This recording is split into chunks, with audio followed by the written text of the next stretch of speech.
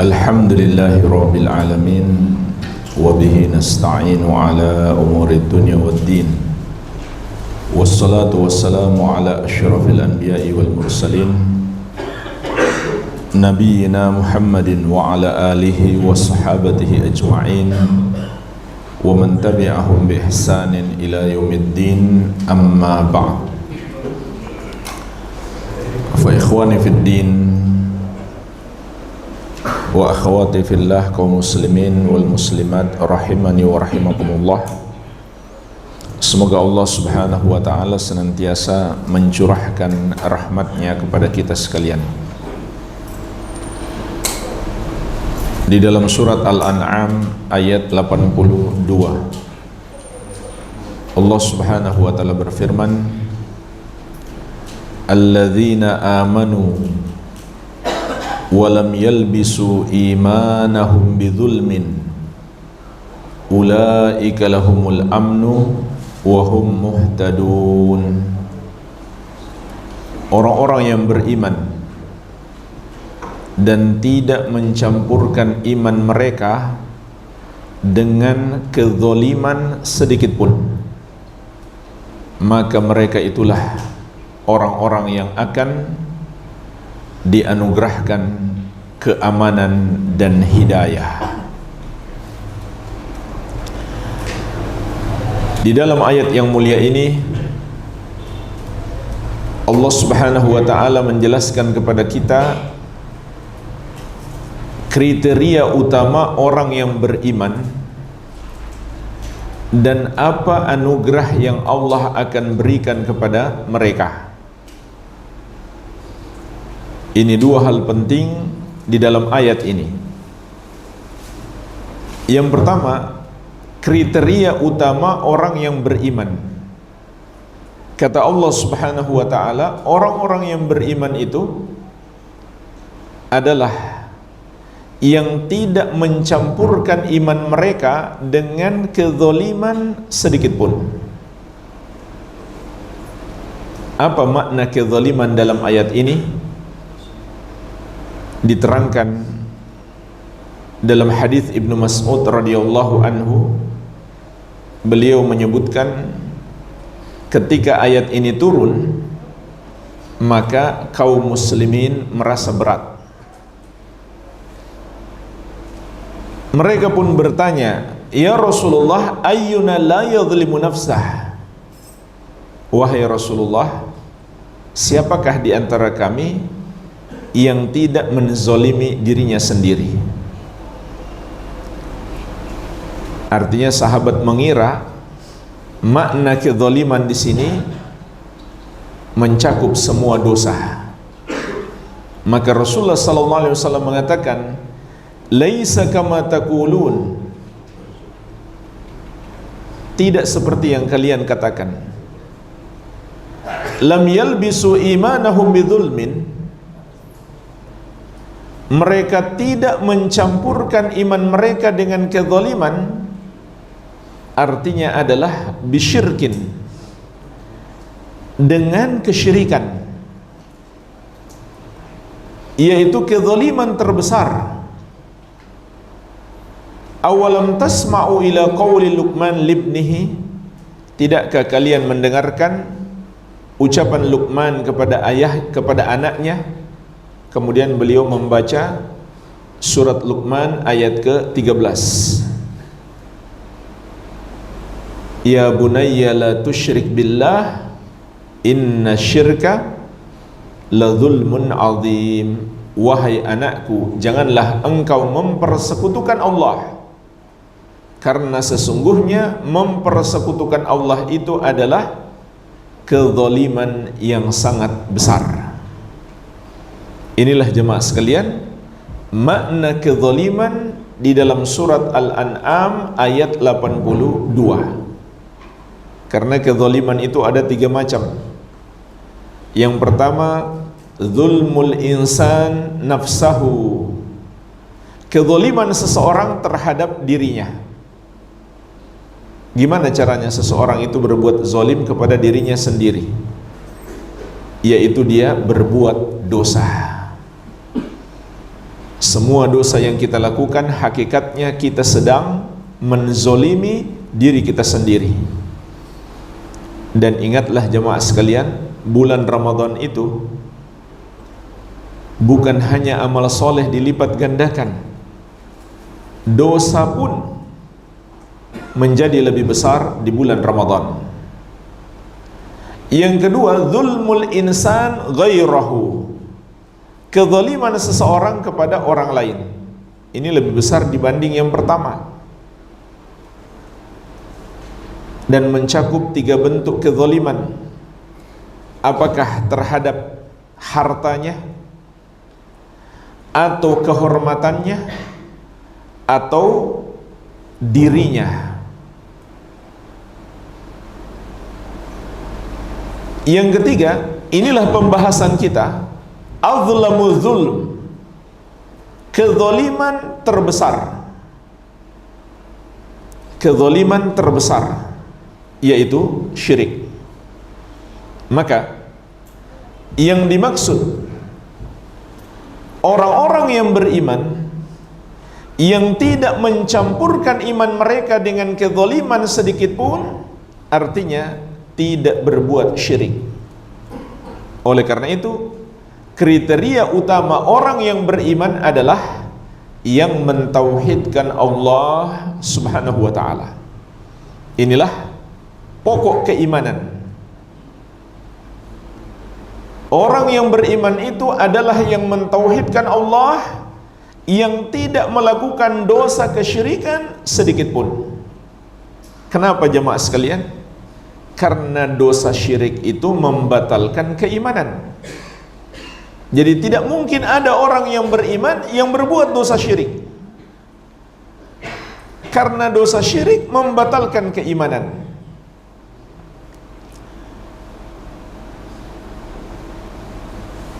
Maka Allah mengabarkan kepada kita, orang-orang yang beriman itu adalah orang-orang yang tidak berbuat dosa syirik sedikit pun.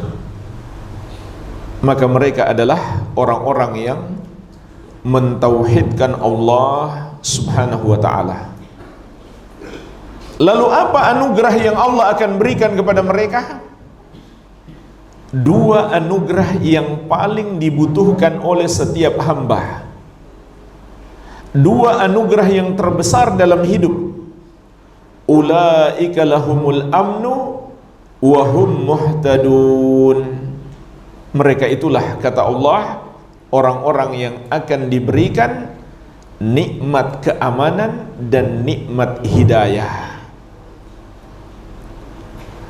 Nikmat keamanan artinya Allah berikan kepada mereka jaminan keamanan dari azab Allah Subhanahu wa ta'ala.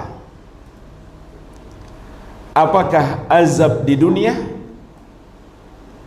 ataukah azab di alam kubur, ataukah azab di hari kebangkitan, ataukah azab neraka?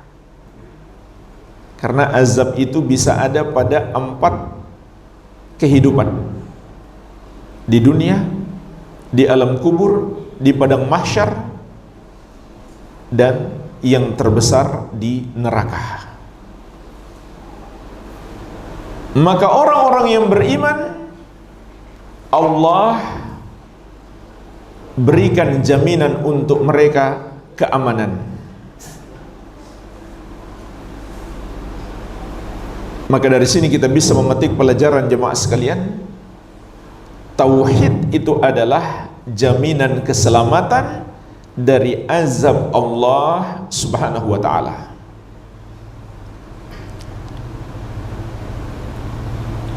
Di dalam hadis yang diriwayatkan Al-Bukhari dan Muslim dari sahabat yang mulia Mu'adz bin Jabal radhiyallahu anhu, Rasulullah SAW mengabarkan kepada kita tentang hak Allah dan hak hamba. Beliau bersabda, "Haqqullahi 'alal ibadi ay ya'buduhu wa la yusyriku bihi syai'a."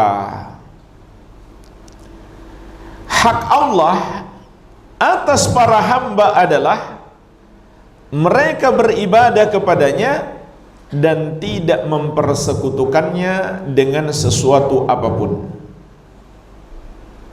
Inilah jemaah sekalian hak Allah atas kita, menunjukkan inilah kewajiban kita yang terbesar.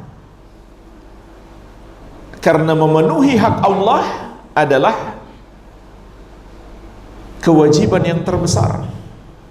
Sebab Allah yang maha besar, maka haknya adalah hak yang paling besar.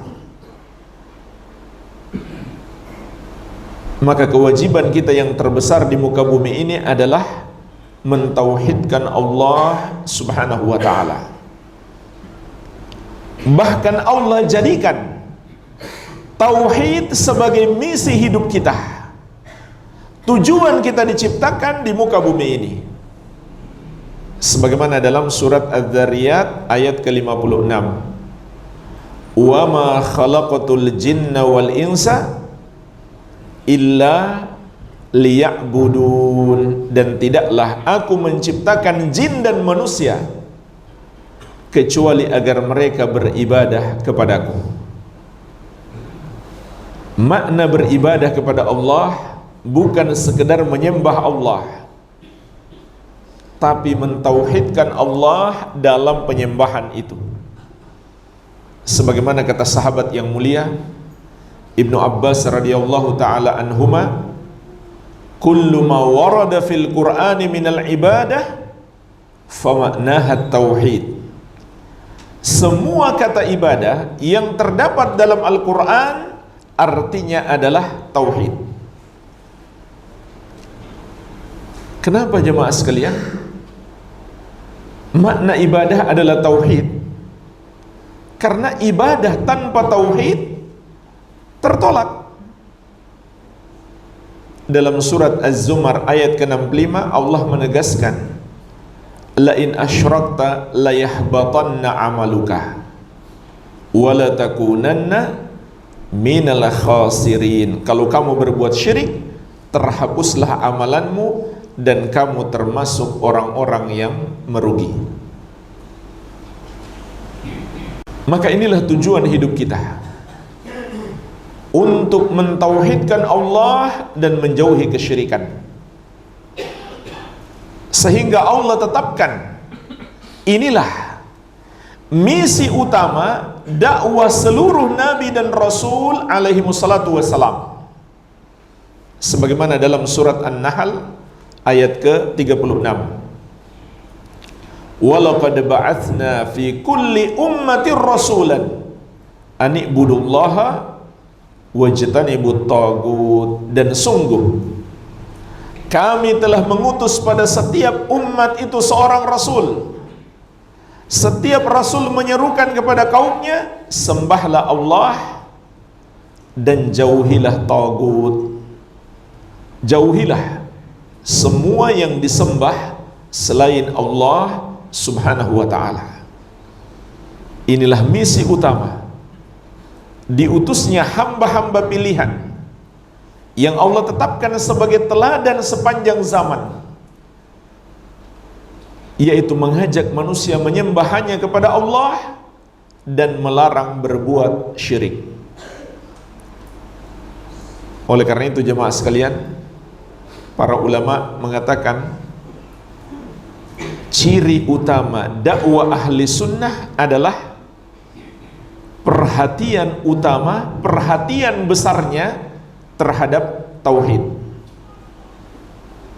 Mungkin ada orang yang baru hijrah, dia bingung, kenapa banyak kelompok dalam Islam, kenapa banyak majelis-majelis ilmu, dan mereka berbeda-beda, mau ikut yang mana? Kalau ingin mengetahui golongan yang benar, maka harus lihat pada ciri-cirinya. Itulah sebabnya ada pelajaran akidah, pelajaran manhaj, agar kita mengetahui ciri-ciri ahli sunnah, dan sebaliknya ciri-ciri golongan yang menyimpang.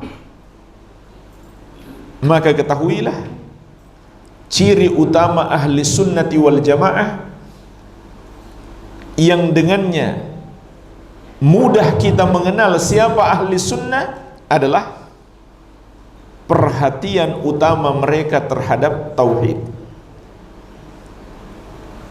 Prioritas utama mereka adalah tauhid. Dalam mempelajarinya, mengamalkannya, dan mendakwahkannya. Sebaliknya, golongan-golongan yang menyimpang jamaah sekalian, dengan mudah dapat kita kenali, mereka tidak memprioritaskan tauhid. Mereka lebih mementingkan yang lain. Bahkan tidak sedikit yang meremehkan urusan tauhid. Bahkan tidak sedikit pula yang tidak paham tauhid. Padahal mereka juga berdakwah. Mereka juga menyerukan agar umat Islam kembali kepada Islam. Mereka juga ingin menjayakan Islam. Mereka ingin memperjuangkan agama Islam. Tapi mereka tidak tahu jalannya. Mereka tidak tahu metode yang ditempuh oleh para nabi dan rasul alaihi wassalatu wassalam. Maka Allah mengajarkan kepada kita, dakwah yang ditempuh para nabi dan rasul adalah dakwah tauhid. Dan ini pula yang dilakukan oleh Rasulullah sallallahu alaihi wasallam dan para sahabat radhiyallahu taala anhum ajmain. Kenapa jemaah sekalian? Karena tauhid itu adalah syarat diterimanya amalan kita. Nggak ada gunanya kita ngajak orang sholat, puasa, zakat, haji kalau dia tidak memiliki tauhid. Kalau dia masih berbuat dosa syirik, tidak akan diterima amalannya. Dalam surat Al-An'am ayat 88, Allah Subhanahu wa taala menegaskan, "Walau asyraku lahabita anhum ma kanu ya'malun." Andai mereka berbuat syirik, terhapuslah amalan-amalan yang mereka kerjakan. Dan juga syarat utama kejayaan Islam adalah tauhid. Kejayaan Islam dapat diraih dengan tauhid. Inilah yang dicontohkan oleh Rasulullah SAW dan para sahabat. Mereka berjuang, mempelajari, mengamalkan, mempertahankan, dan menyebarkan tauhid seluas-luasnya sampai Allah memberikan pertolongan kepada mereka. Dan ini pun bisa kita petik dari ayat yang kita sebutkan di awal. Orang-orang yang mentauhidkan Allah, maka Allah akan berikan dua anugerah terbesar, nikmat aman dan nikmat hidayah. Dan umat yang berjaya, umat yang kuat adalah umat yang memiliki dua sifat ini. Memiliki nikmat aman dan mendapatkan hidayah. Satu negara yang kuat, satu bangsa yang kuat adalah bangsa yang aman, negara yang aman. Artinya mereka mendapatkan pertolongan Allah. Musuh-musuh mereka tidak bisa mengalahkan mereka, tidak bisa menakut-nakuti mereka, karena Allah berikan kepada mereka keamanan. Dan ini juga janji Allah di surat An-Nur ayat ke-55.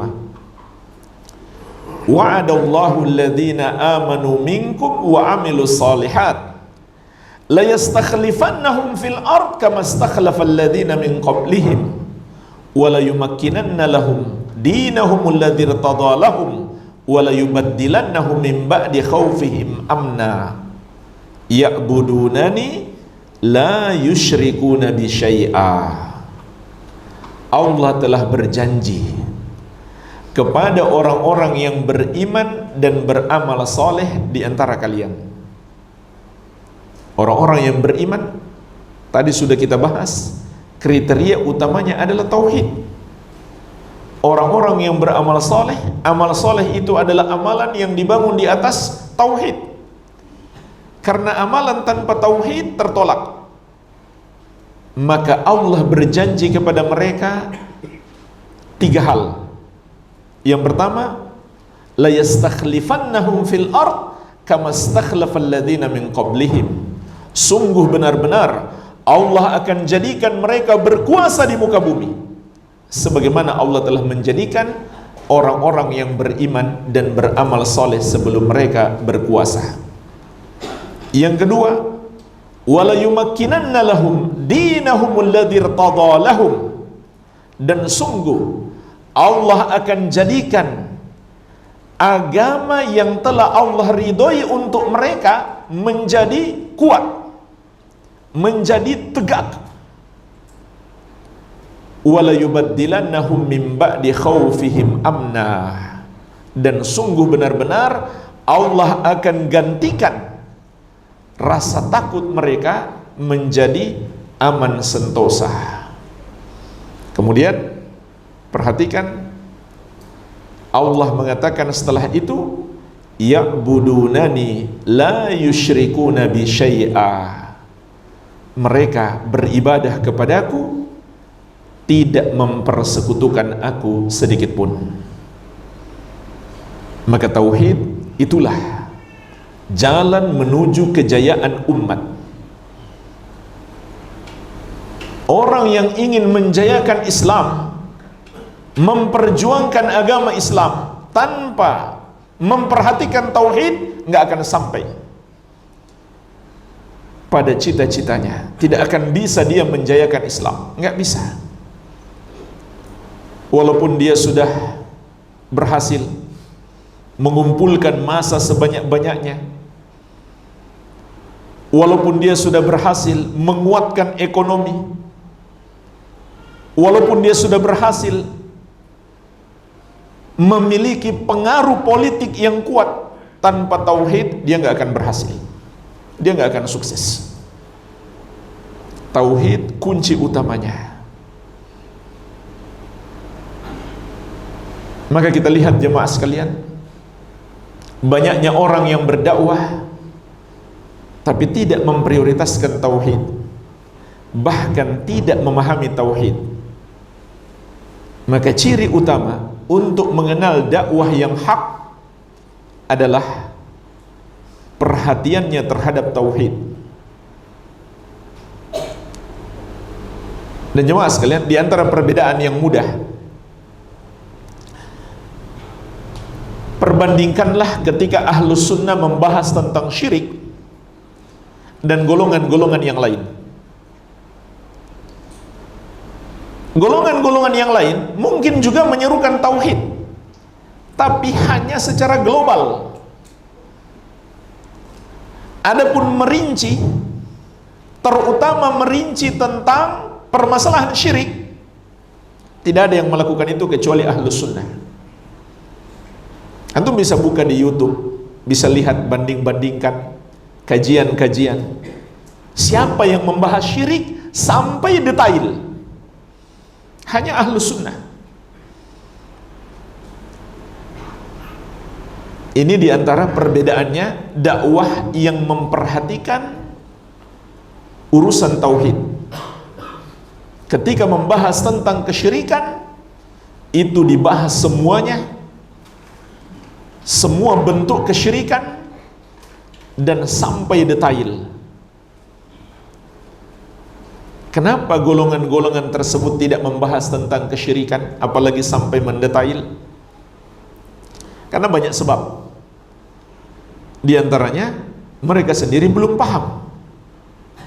Karena nggak punya semangat untuk belajar itu.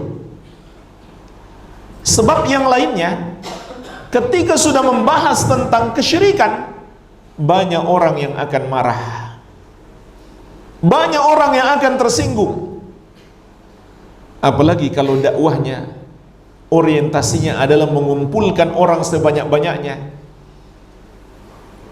sulit untuk mendakwahkan tauhid, sulit untuk mengingatkan bahaya syirik. Karena ada banyak orang berbuat syirik, dia takut membuat mereka tersinggung. Dan inilah sebabnya jamaah sekalian, mengapa Rasulullah SAW dimusuhi. Coba kita renungkan, kok bisa orang yang paling mulia akhlaknya tapi paling dimusuhi oleh kaumnya sendiri? Tidak ada dalam sepanjang sejarah yang lebih agung akhlaknya daripada Nabi Muhammad SAW. Wa innaka la'ala khuluqin azim.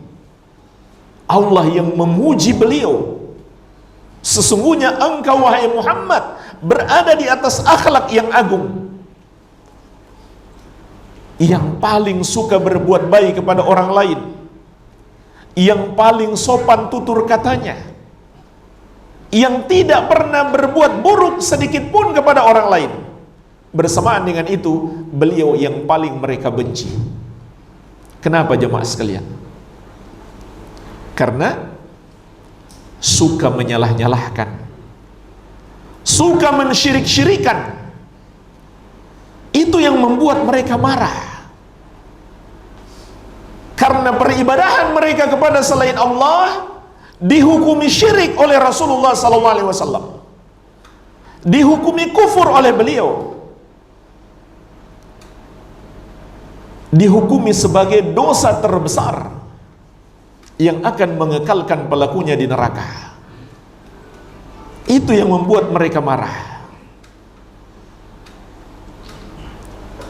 Jadi kalau kita berdakwah dan gak mau bikin orang marah, kita gak akan bisa berdakwah dengan baik. Yang penting jangan bikin orang marah karena kita berbuat zalim kepada dia. Tapi kalau kita sekedar menyampaikan yang hak, mengingatkan bahaya perbuatan dosa, kemudian ada yang marah, itu sunnatullah. Itu sudah ketetapan Allah. Adanya orang-orang yang marah, tersinggung ketika disampaikan tentang kebenaran. Kalau kita prinsipnya berdakwah jangan sampai membuat orang tersinggung, maka kita nggak akan bisa berdakwah dengan benar. Mau mengatakan riba itu haram, nggak enak sama orang yang bertransaksi riba. Mau mengatakan judi itu haram, nggak enak sama para penjudi. Mau mengatakan korupsi itu haram, nggak enak sama para koruptor. Demikian seterusnya. Maka sebagian orang demi mencari keridhaan orang-orang musyrik, mereka tidak menyalahkan kesyirikan itu, mereka tidak mengingkarinya, mereka takut melakukannya karena dakwahnya bukan dakwah tauhid. Dakwahnya sekedar ingin mengumpulkan orang sebanyak-banyaknya. Jadi jemaah sekalian, inilah misi dakwah seluruh Nabi dan Rasul alaihi wassalatu wassalam. Misi dakwah utama para sahabat radhiyallahu ta'ala anhum ajma'in. Allah tetapkan sebagai misi utama dakwah mereka, menunjukkan tauhid itu adalah kewajiban terbesar dalam hidup kita. Karena tauhid adalah hak Allah Subhanahu wa taala. Dan di sini kita bisa memetik pelajaran. Apabila tauhid adalah hak Allah, maka hamba tidak berhak untuk menyembah kepada selain Allah. Hamba juga tidak berhak untuk memilih agama selain Islam. Dan apabila seorang muslim mengatakan termasuk hak asasi manusia, kita bebas memilih mau menyembah atau menuhankan siapa, maka dia bukan lagi seorang muslim. Islamnya batal. Atau jika seorang muslim mengatakan manusia itu punya hak asasi untuk memilih agama sesuai keyakinannya, maka dia bukan lagi seorang muslim. Islamnya batal. Kenapa? Karena kalau begitu dia mengingkari tauhid dan mendustakan ayat-ayat Allah dan hadis Nabi sallallahu alaihi wasallam. Sebab tauhid itu jamaah sekalian terdiri dari dua bagian. Ini yang disebut dua rukun tauhid dan dua rukun la ilaha illallah. Rukun yang pertama adalah an-nafyu, penafikan. Apa maknanya? Kita ingkari, kita salahkan, dan kita jauhi sejauh-jauhnya semua bentuk peribadahan kepada selain Allah. Rukun yang kedua adalah al-itsbat, penetapan. Yang artinya kita tetapkan keimanan kita yang berhak disembah hanya Allah yang satu saja. Inilah yang terkandung di dalam la ilaha illallah. Sehingga la ilaha illallah itu bermakna la ma'budah haqqun illallah, tidak ada yang berhak disembah kecuali Allah. Maka kalau seseorang mengatakan manusia itu bebas memilih siapa yang hendak dia sembah, berarti dia mengingkari la ilaha illallah. Karena la ilaha illallah mengharuskan kita menyalahkan peribadahan kepada selain Allah. Begitu pula dia mengingkari ayat-ayat dan hadis yang menetapkan hanya Allah yang berhak disembah dan semua yang disembah selain Allah adalah batil.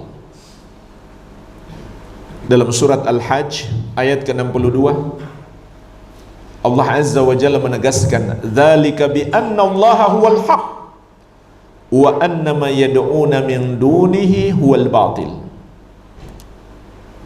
Yang demikian itu dialah Allah, sesembahan yang benar, dan yang mereka sembah selain dia adalah batil, salah, tidak benar. Begitu pula dia telah mendustakan kesepakatan ulama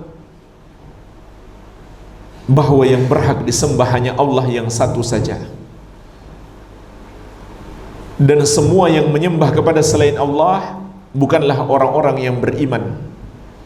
Mereka adalah pelaku dosa terbesar yang disebut orang musyrik lagi kafir.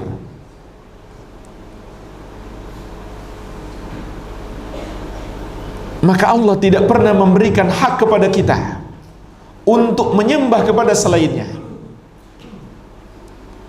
sebagaimana Allah tidak pernah memberikan hak kepada kita untuk memilih agama selain Islam. Kenapa jemaah sekalian?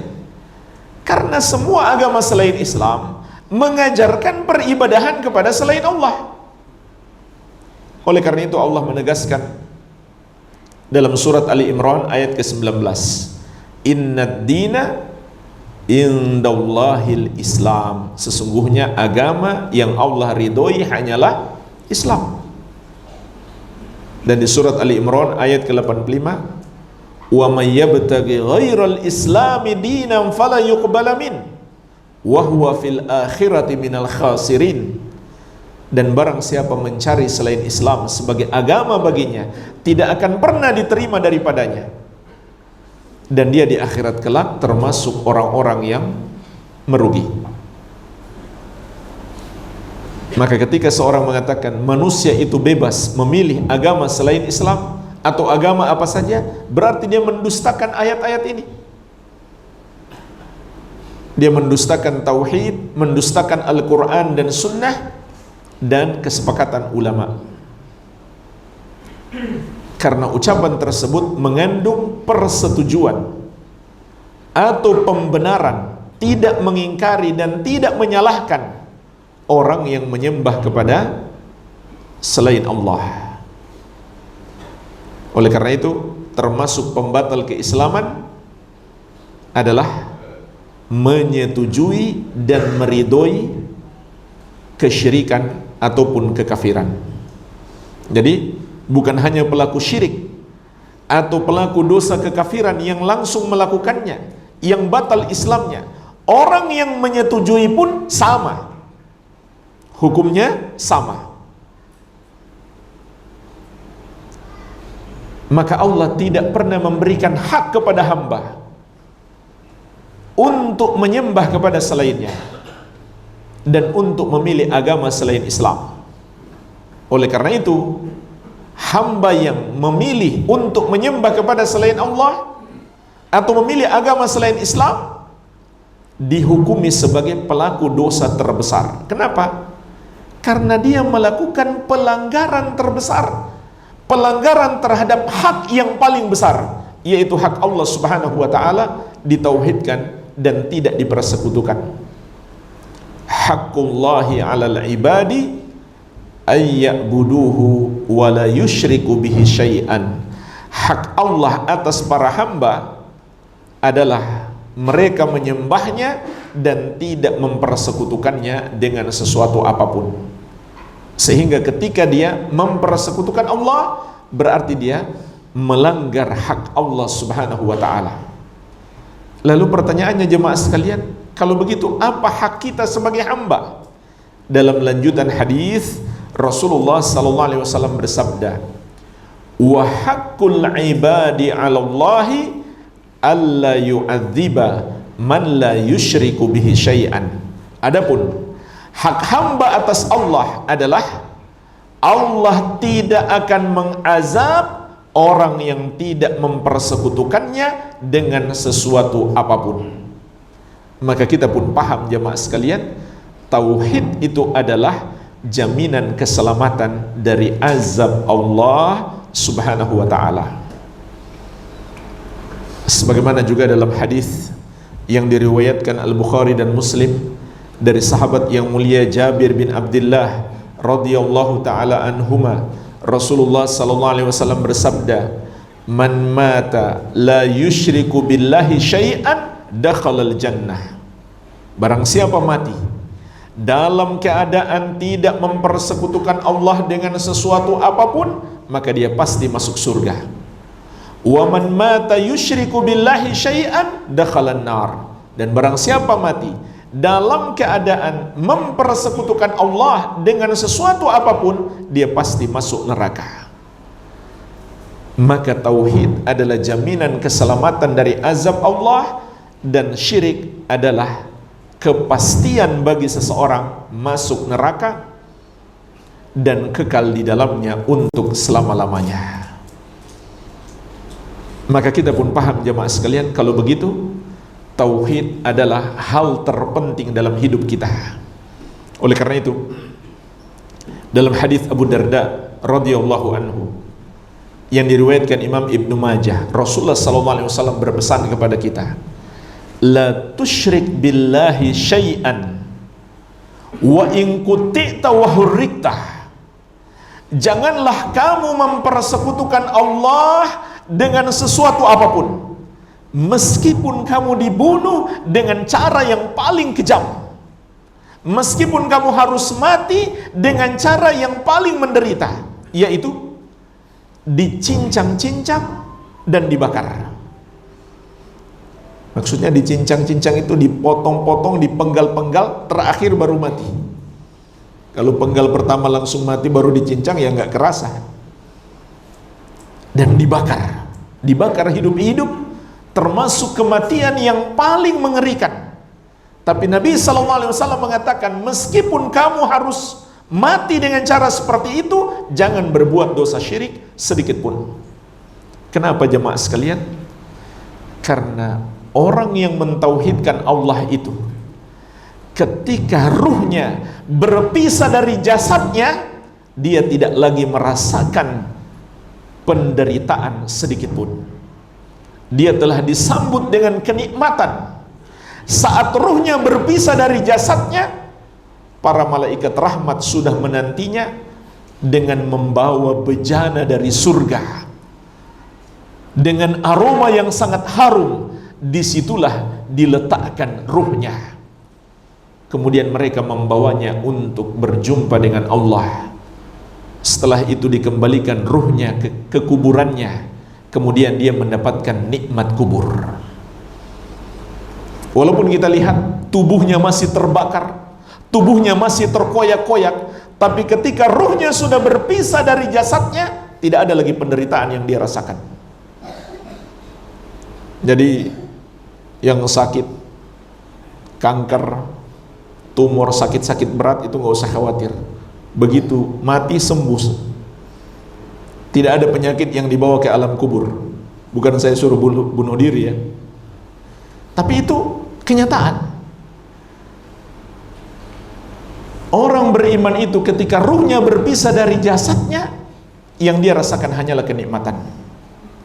Sebaliknya, orang yang berbuat dosa syirik, meskipun hidupnya dalam keadaan baik di dunia, sejahtera, penuh dengan kenikmatan dunia, tapi ketika ruhnya berpisah dari jasadnya, disitulah dimulai penderitaan yang kekal abadi. Oleh karena itu Nabi SAW berpesan, jangan kamu berbuat syirik meskipun kamu harus mati dengan cara yang paling menderita. Karena tauhid adalah jaminan keselamatan kita dari azab Allah. Dan sebaliknya syirik adalah kepastian seseorang mendapatkan azab yang kekal abadi. Pertanyaannya jemaah sekalian, bagaimana kalau seseorang tidak berbuat dosa syirik tapi masih melakukan dosa yang lain? Dia masih makan riba, dia masih minum khamar, dia masih berjudi, dia koruptor juga, tapi dia nggak berbuat dosa syirik, dia masih punya tauhid, dan sampai mati dia nggak bertobat dari dosa-dosa tersebut. Apakah dia juga dijamin selamat dari azab Allah? Jawabannya, ya, dia juga dijamin.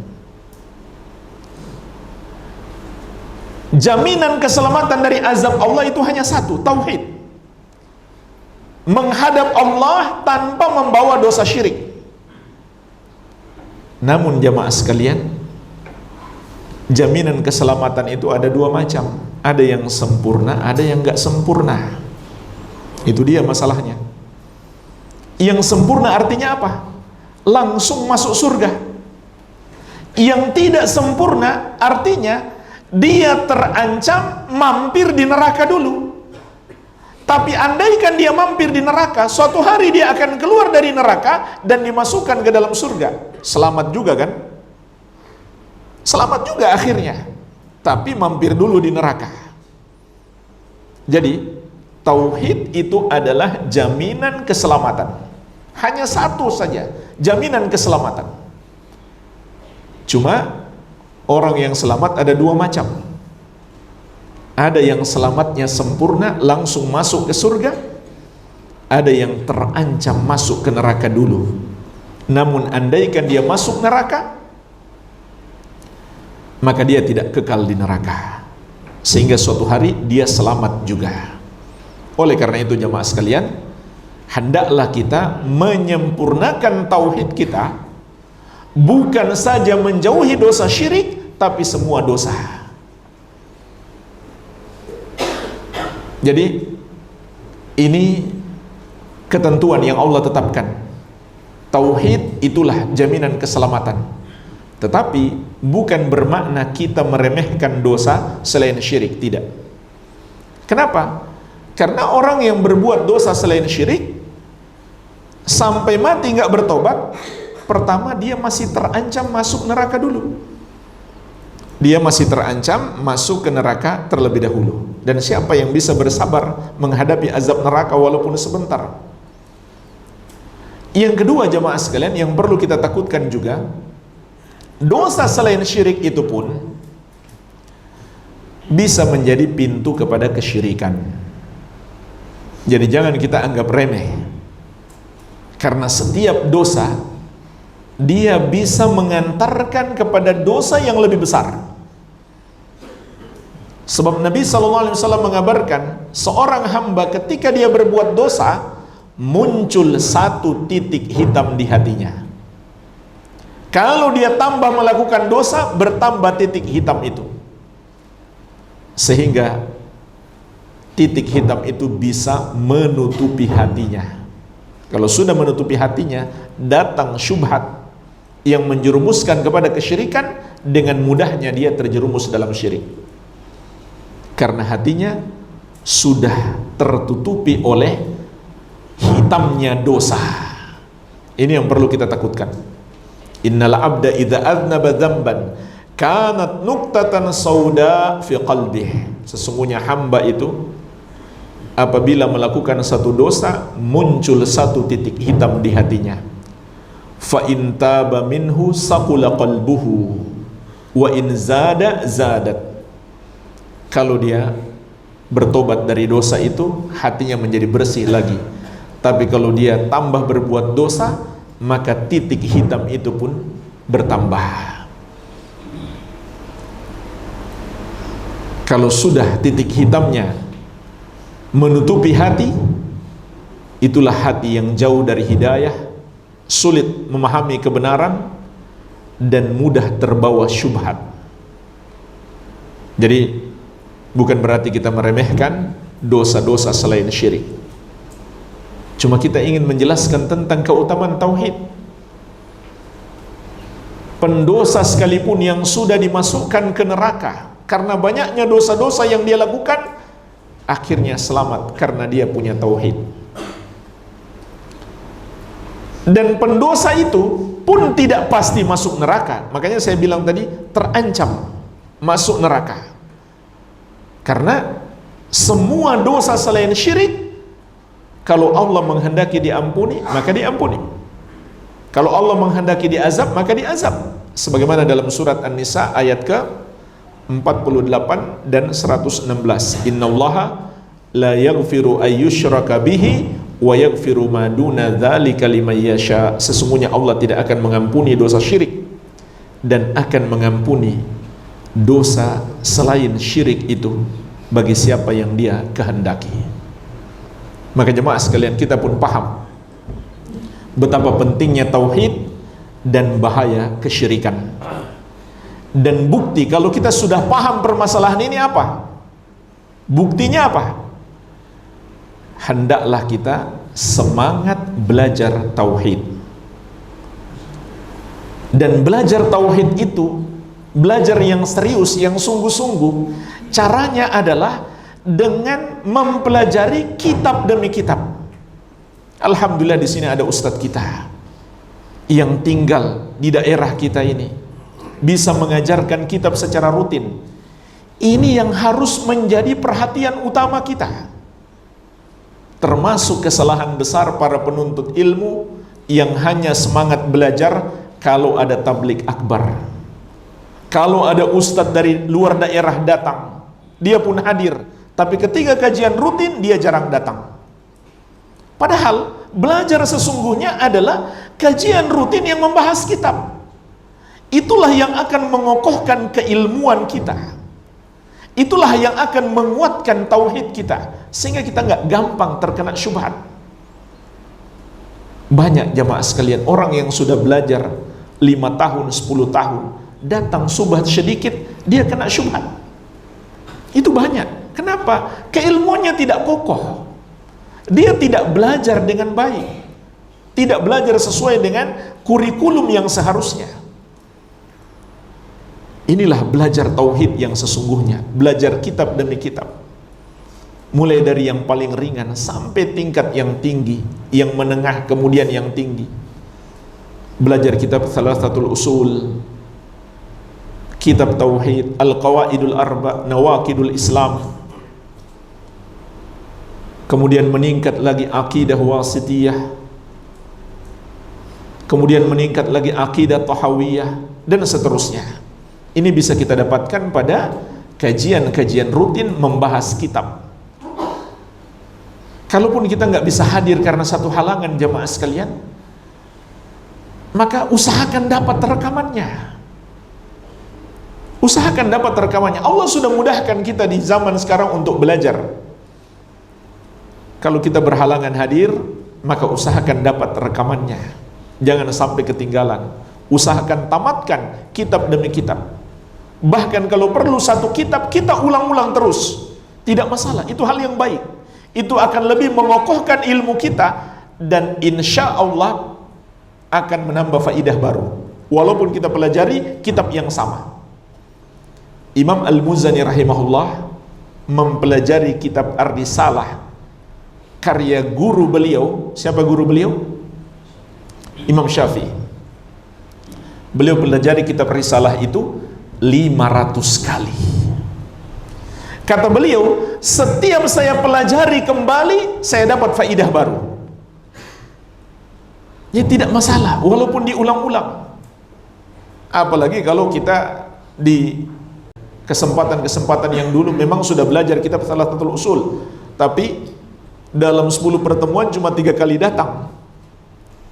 Nggak pernah dia belajar beneran, nggak pernah tamat. Jadi diulang-ulang tidak masalah.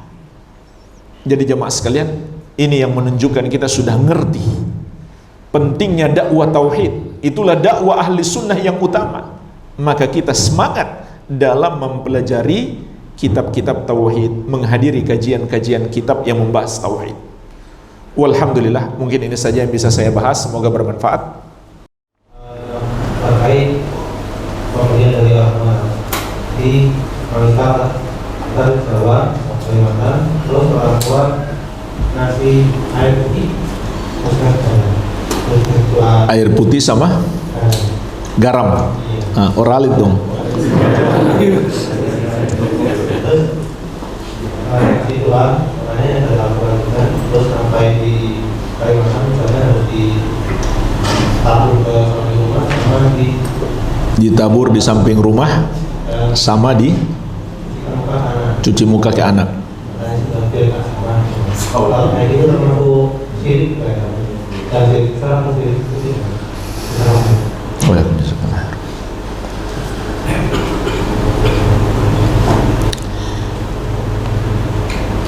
itu termasuk syirik karena sesuatu yang bukan sebab kita anggap sebagai sebab, maka itu syirik. Tidak ada dalilnya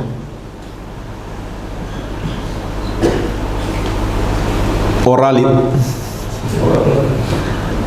bisa mengusir setan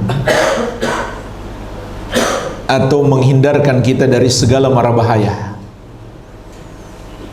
Air dicampur garam bisa menghindarkan kita dari segala mara bahaya, tidak ada dalilnya.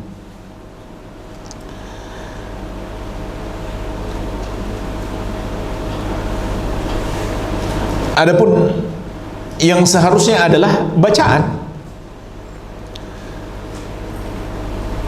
Kita baca ayat kursi di pagi hari, di sore hari, dan sebelum tidur. Begitu pula setiap habis sholat. Begitu pula membaca Al-Ikhlas, Al-Falaq, An-Nas di pagi hari 3 kali, di sore hari 3 kali, dan sebelum tidur. Dan setiap habis sholat 1 kali. Ini yang seharusnya kita lakukan. Adapun meyakini air itu bisa menghalangi berbagai macam mara bahaya atau mengusir setan, maka ini termasuk keyakinan syirik. Dan jemaah sekalian, ini kaidah. Semua yang diyakini sebagai sebab kemanfaatan atau menolak mudarat atau mendatangkan mudarat, padahal itu bukan sebab, maka syirik. Ini kaidah. Dan kaidah ini bisa antum terapkan pada banyak permasalahan. Apa saja yang diyakini di masyarakat bisa mendatangkan satu manfaat atau menolak mudarat atau sebab kemudaratan, tapi ternyata itu bukan sebab, maka itu syirik. Kalau kita berikan contoh sangat banyak.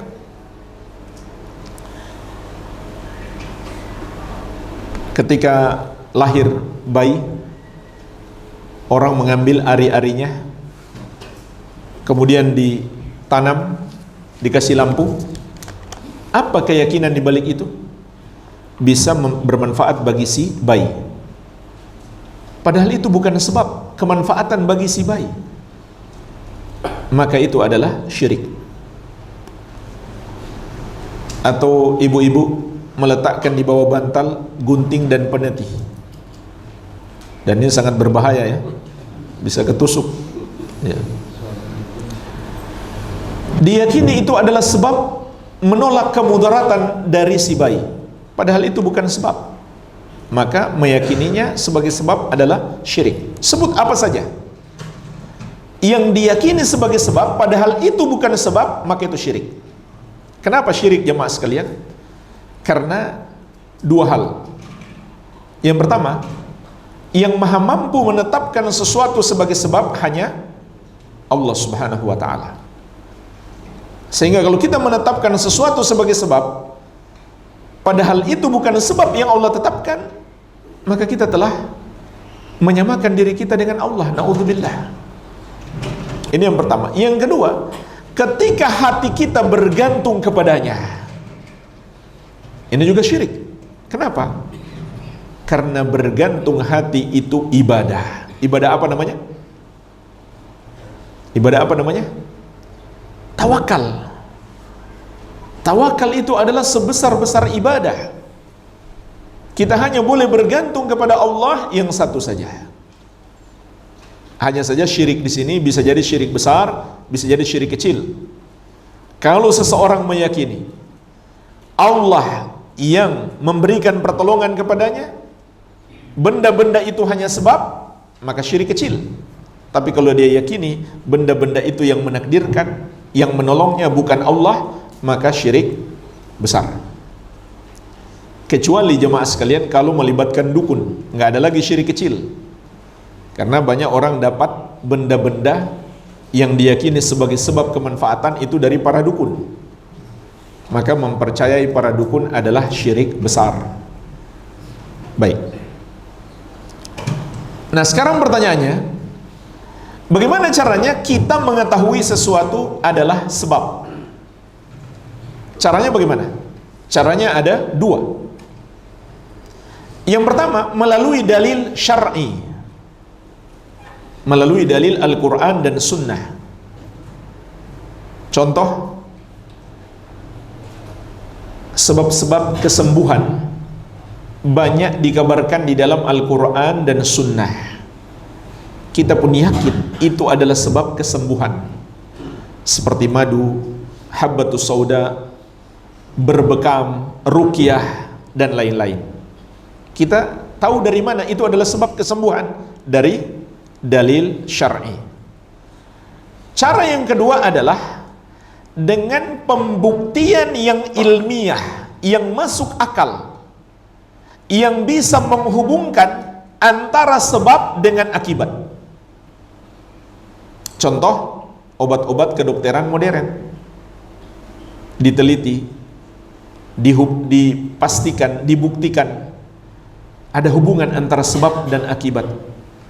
Dengan sebab zat ini bisa menghilangkan penyakit itu, bisa dibuktikan secara ilmiah. Maka kita pun tahu itu adalah sebab yang Allah tetapkan. Nah, sekarang dua kaidah ini kita uji pada pertanyaan beliau. Air dikasih garam, ada nggak dalilnya? Tidak ada dalilnya. Yang kedua, bisa nggak dibuktikan secara ilmiah? Kalau disiram di sekitar rumah itu bisa melindungi dari mara bahaya? Nggak bisa dibuktikan. Maka meyakininya sebagai sebab adalah syirik. Tapi jemaah sekalian, meruqyah di air boleh. Meruqyah di air boleh. Ada orang sakit, kita ambil air, kita bacakan Al-Fatihah misalkan, kemudian kita suruh dia minum atau dia mandi dengannya, maka ini dibolehkan, ini diamalkan di masa salaf. Ya, wallahu alam. Pada saat memimpin doa pada suatu acara dengan berdoa sesuai keyakinan masing-masing, apakah termasuk pembatal Islam? Ya, pembatal Islam. Kalau seorang mengatakan, ayo kita berdoa sesuai dengan keyakinan masing-masing, maka itu mengandung pembenaran dia, persetujuan dia terhadap doa kepada selain Allah. Bahkan dia yang ngajak loh. Yang seharusnya dia katakan, ayo kita berdoa kepada Allah Subhanahu wa ta'ala yang satu saja. Itu yang dia katakan. Jangan dia seakan mempersilahkan berdoa kepada selain Allah. Ini bentuk persetujuan. Ar-ridho bil kufri kufrun. Meridhoi kekafiran adalah kekafiran. Ada orang berdoa kepada selain Allah, kemudian kita hadir di tempat itu saja sudah salah. Apalagi kita yang ngajak dia. Ayo berdoa sesuai keyakinan Anda. Berarti kita yang ngajak dia. Ini lebih parah lagi sesungguhnya. Allah ingatkan di surat An-Nisa ayat 140. Wa qad nazzala 'alaikum fil kitabi an idza sami'tum ayati llahi yukfaru biha wa yustahza'u biha fala taq'udu ma'ahum hatta yakhudu fi haditsin ghairi innakum idzam mithluhum. Sungguh telah diturunkan di dalam Alkitab, apabila kalian mendengarkan ayat-ayat Allah diingkari dan diperolok-olok, maka janganlah kamu duduk-duduk bersama orang-orang yang melakukan kekafiran itu. Kalau kamu bersama mereka, kamu kalau begitu sama dengan mereka. Ini cuma sekedar dia ada di situ. Bagaimana lagi kalau dia yang ngajak, mempersilahkan? Jadi hati-hati. Kalimat seperti ini menunjukkan keridhaan dan persetujuan terhadap orang yang berdoa kepada selain Allah Subhanahu wa ta'ala. Dalam Islam, menyetujui hal tersebut adalah kekafiran dan bukan toleransi. Mungkin orang berpikir, ya kita kan harus toleransi. Yang hadir di situ ada non-muslim. Maka jemaah sekalian, itu bukan bentuk toleransi. Itu adalah dosa terbesar pembatal keislaman. Bukan sebuah toleransi, itu toleransi yang kebablasan. Toleransi itu adalah sekedar kita tidak berbuat zalim kepada orang kafir, kepada non-muslim. Dan juga kita masih diizinkan oleh Allah untuk berbuat baik kepada mereka selama mereka tidak memerangi Islam dan mengusir kaum muslimin dari negeri mereka. Itulah toleransi. Bukan menunjukkan persetujuan atau keridhaan terhadap perbuatan mereka menyembah kepada selain Allah Subhanahu wa ta'ala. Itu bukan toleransi. Wallahu alam. Kita cukupkan dulu, semoga bermanfaat. Lebih dan kurangnya saya mohon maaf. Wabillahi taufik. Subhanakallahumma bihamdika asyhadu an la ilaha illa anta astaghfiruka wa atubu ilaik. Wa sallallahu ala nabiyyina Muhammadin wa alihi wasallam. Wa akhiru da'wana anil hamdulillahi rabbil alamin. Wassalamualaikum warahmatullahi wabarakatuh.